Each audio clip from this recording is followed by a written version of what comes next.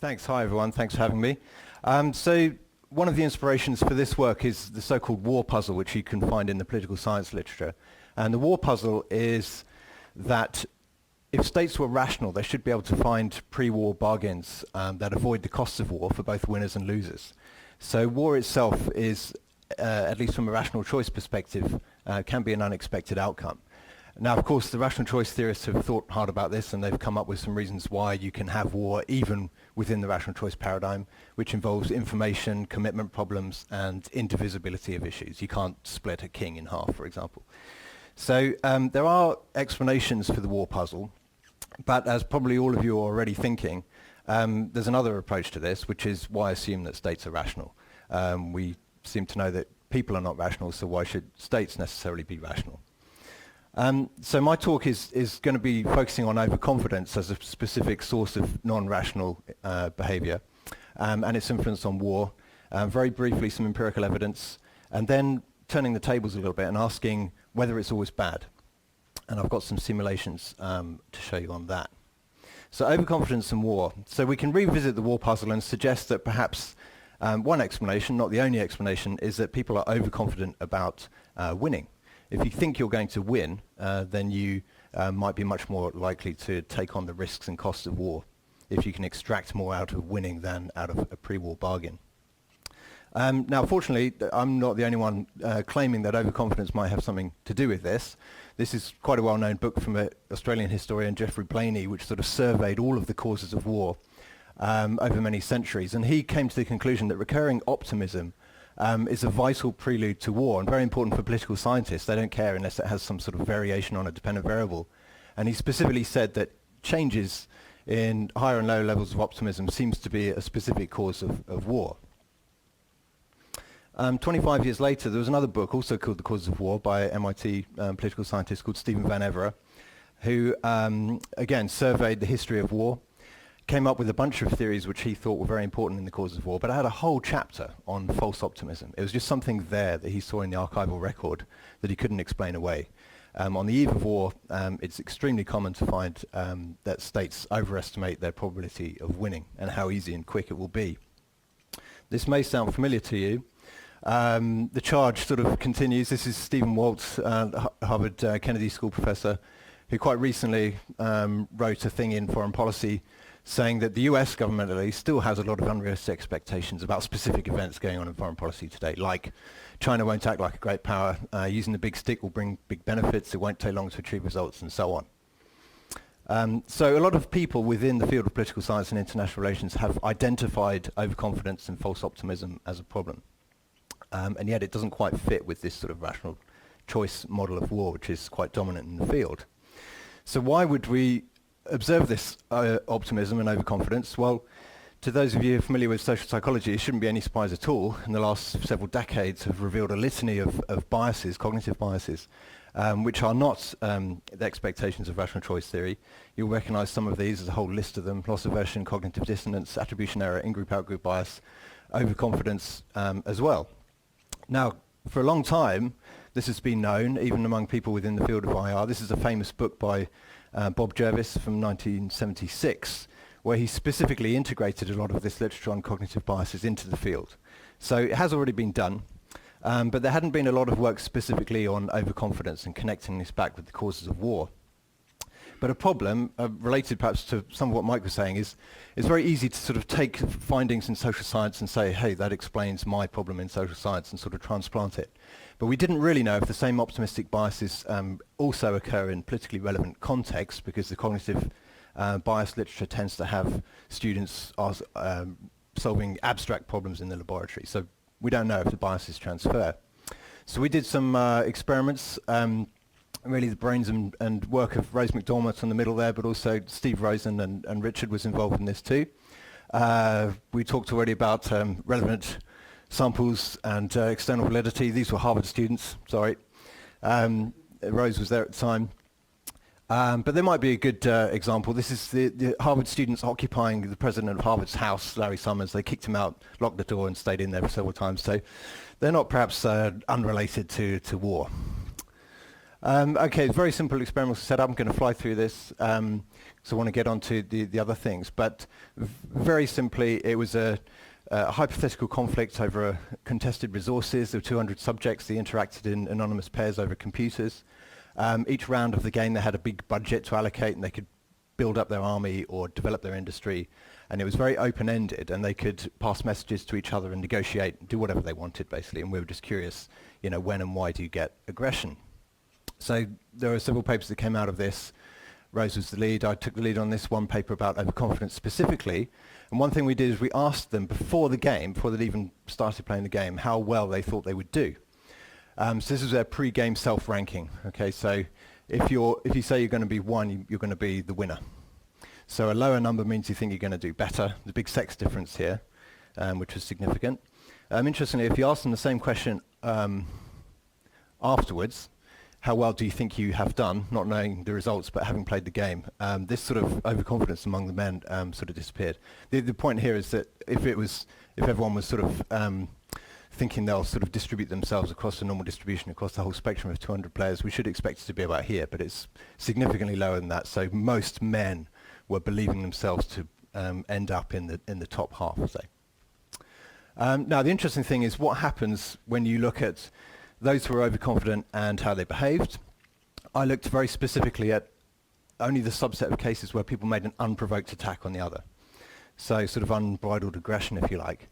And what was interesting is that those hawks, as I've called them here in grey, are those that made unprovoked attacks. And they were overrepresented by the people who expected to do well at the end. Again, if you split it by gender, it's the men which are causing the problem here. Men who are more overconfident about winning are more likely to attack the other player. So a little bit of evidence there that the same bias is present and that it's actually related to aggression. One of the criticisms was, well, that's just a game. Maybe people are just trying to win. What if it's a more realistic scenario? So we did some follow-up experiments where we gave people sort of more realistic written narrative scenarios about events which were sort of related to real-world events of the time, and very simple outcome that they could choose to concede or to try and develop some sort of negotiation or to attack the other player. So the question was, what do people do under these conditions? And we asked them all how likely do you think it is that your chosen strategy will succeed? And what you find is that those who were more certain about succeeding were much more aggressive in all of the scenarios.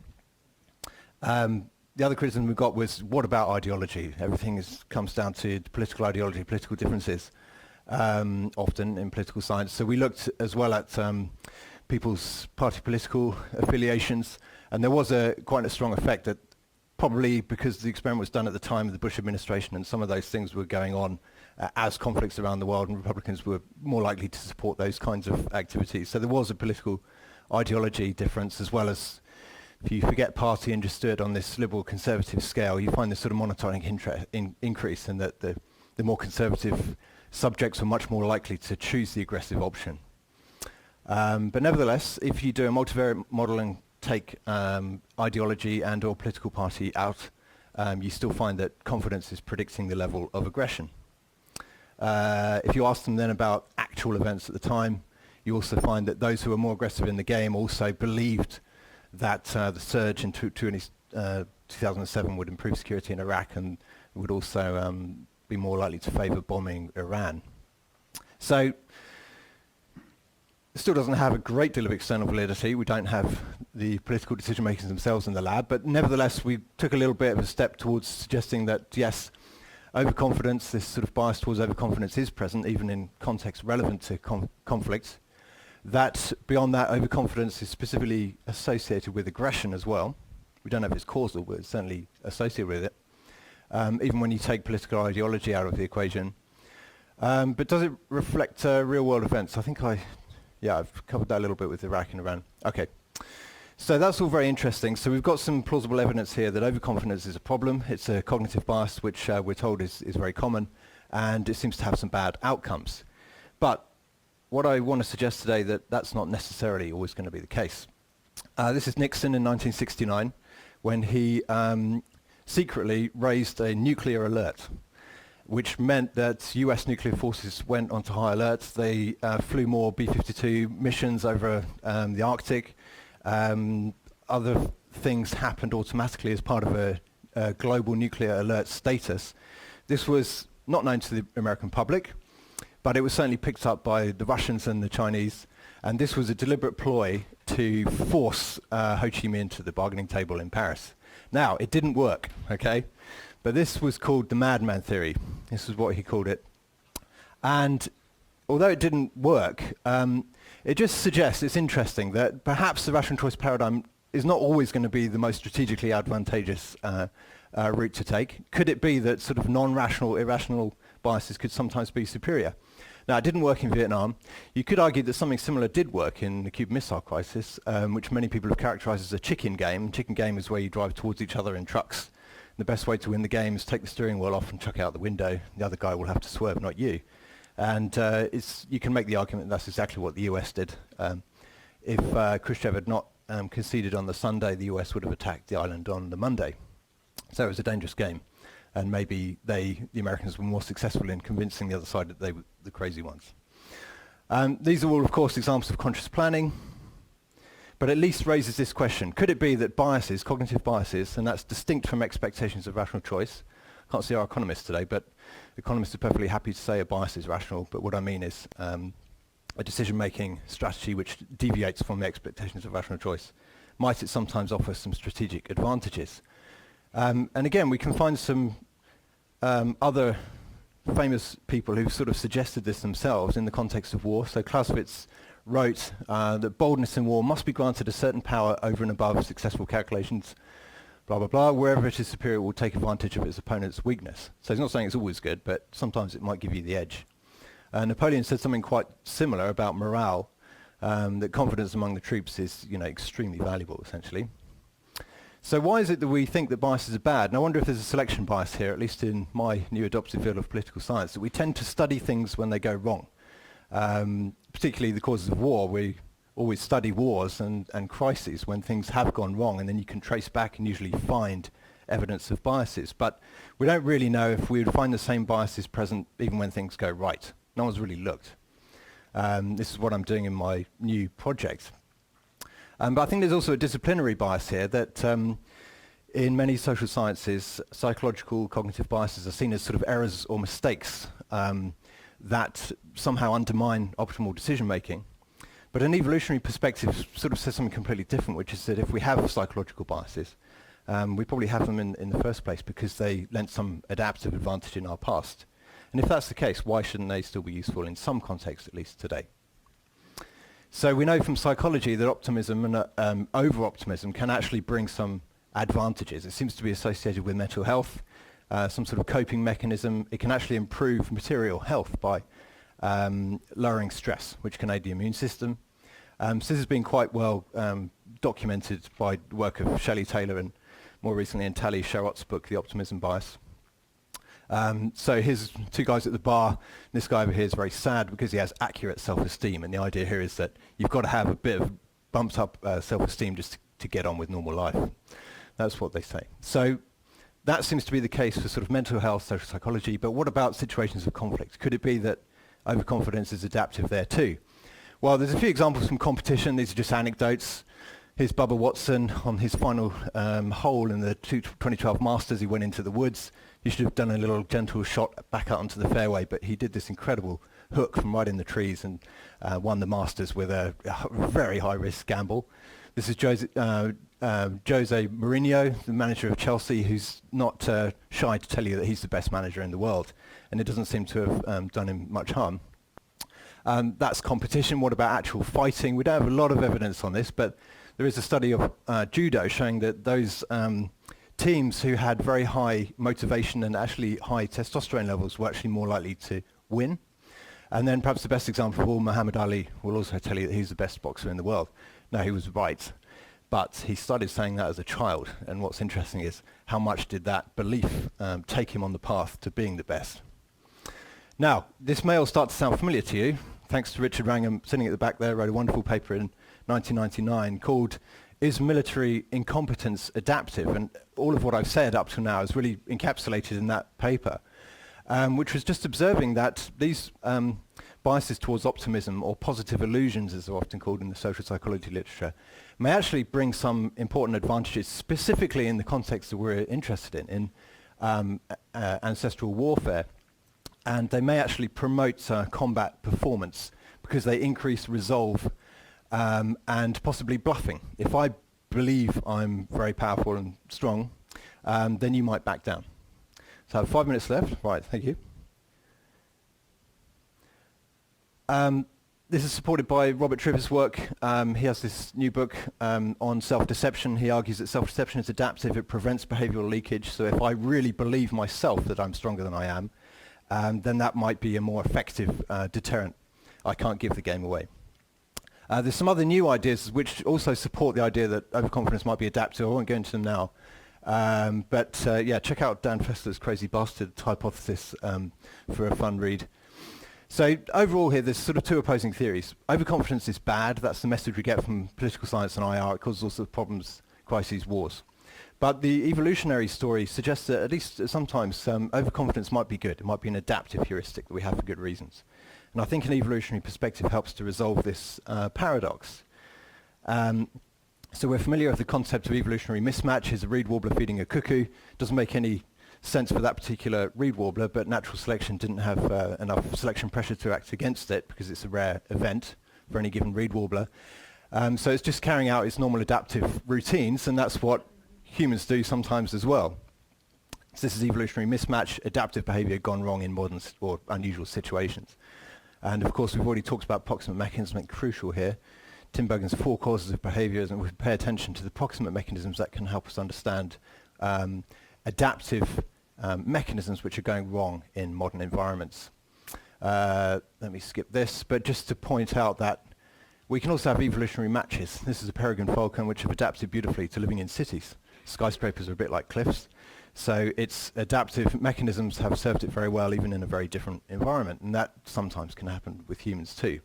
So if there is any adaptive advantage of overconfidence, maybe in certain settings it can be an advantage. Other people are sort of saying the same thing in lots of different cases of other heuristics and biases. Giga Renza's book, this is Tim Wilson that Mike mentioned as well. The adaptive unconscious, he called that book. Right. Simulation models. The question is, this is all very fine, it's a nice idea, how do you actually test it? And you really need to know, how does overconfidence perform in competition with alternative strategies? You can't rerun the tape of history, as my colleagues in political science like to say, so you have to think of another way to kind of test the idea. And one way to do it is with simulations, and I think what I'll do is just give this one simulation and then stop. This is Lars Erik Siederman and Niels Weidmann, who were in Zurich at the time, nothing to do with Ernst Fair, but down the road. They did these agent-based models, and we teamed up to look at overconfidence. Very simple setup, 100 states on a map on a 30 by 30 grid.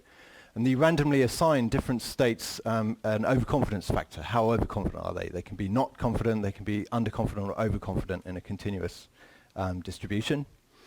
And you have a very simple 5-step process where they extract resources from the territory they own, and then they each round make a decision on which neighboring state to attack. And you pick the easiest target and you attack if the perceived winning probability is greater than 0.5. And as I say perceived because they have this overconfidence factor which biases their judgment, if you like.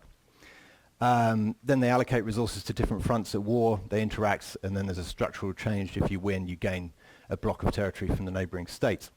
So the predictions are quite simple here, right? Overconfident states should die out because they sometimes attack stronger states. That's a bad idea. In fact, they would quite often attack stronger states. Underconfident states should also die out because often they do not attack weaker states. They miss out on opportunities to win easily. So unbiased states should dominate. They only attack if they're likely to win. But here's what actually happens. See if this runs. So red is overconfident, green is underconfident. This is fighting over many generations. And what happens is certain states tend to do well and spread, so you typically end up with one dominant state. And if you look at just a single run, then you can track what level of overconfidence is represented in the population of surviving states. And in a single run, it's hard to tell. This is over time, 1,000 generations. And this is the median confidence factor, and it starts off at with a median of 0. So they're drawn from a normal distribution. What happens if you run it many times? So there's over 200 replications of the same model. And at first it dips, so cautious states do well. But over time, very systematically, it turns out that overconfident states tend to do better, completely counterintuitively. So we had to sort of think, why is this happening? And there are several reasons which sort of make sense. 3 things. The lottery effect. So lots of states are dying here, a bit like natural selection, if you like. But it's the aggressive states which are more likely to accumulate power. They're the ones taking the risks to expand. So among the survivors, it's the aggressive states which tend to be represented. It may be a very risky strategy, but at the end of the day, they're the ones who do well. Let me skip the Powell effects. It's basically altering the threshold of how strong you need to be to decide to win. I said it was 0.5. If you shift that around, you get slightly different results. But the other very important thing is ganging up. There are no alliances here, and the political science colleagues tell me, that's the one thing that you would want to have in this kind of simulation, because historically it's very typically alliances of states which balance aggressive states. You don't have defensive alliances, but you do have offensive alliances because neighbouring states can gang together to attack a weak state. I've been told to stop, but that's fine. I think you get the message. Overconfidence, I think, can be adaptive. We have at least some evidence pointing in that direction. Thanks.